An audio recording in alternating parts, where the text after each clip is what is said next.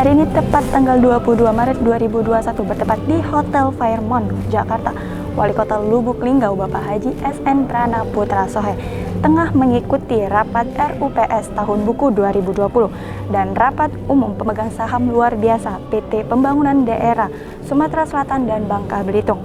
Dapat kami laporkan, rapat ini dihadiri oleh Menteri Dalam Negeri Bapak Tito Karnavian, Direktur Utama Bank Sumsel Babel Bapak Ahmad Samsudin, Gubernur Sumatera Selatan Bapak Haji Herman Deru, Wali Kota Lubuk Linggau Bapak Haji SN Prana Putra Sohe, Gubernur Bangka Belitung Bapak Rosman Johan, Komisaris Bank Sumsel Babel, dan Direksi Bank Sumsel Babel. Berikut informasi selengkapnya.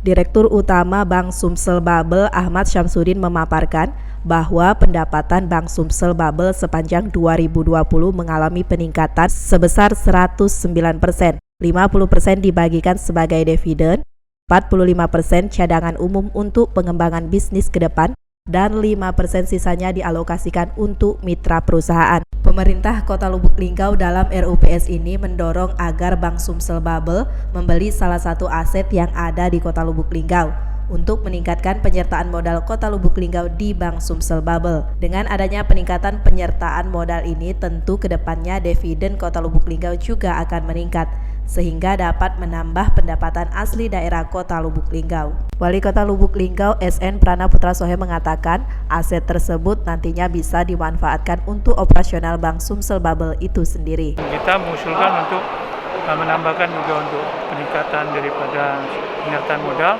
untuk Bank Sumsel membeli salah satu aset yang ada di Kota Lubuk Linggau untuk pemanfaatan dari operasional Bank Sumsel itu sendiri, sehingga nanti aset itu bisa menjadi penambahan untuk penyertaan modal, karena dividen daripada penyertaan modal di Bank Sumsel ini cukup besar sebagai upaya kita untuk meningkatkan pendapatan daerah.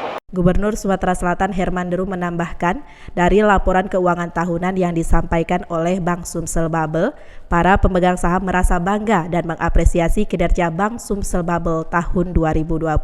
Deru menilai dengan adanya kerjasama tersebut, kepak sayap Bank Sumsel Babel tidak hanya di 2 provinsi saja, tetapi juga telah sampai ke Provinsi Lampung. Hasil RUPS luar biasa ini juga untuk memaksimalkan kinerja agar lebih optimal.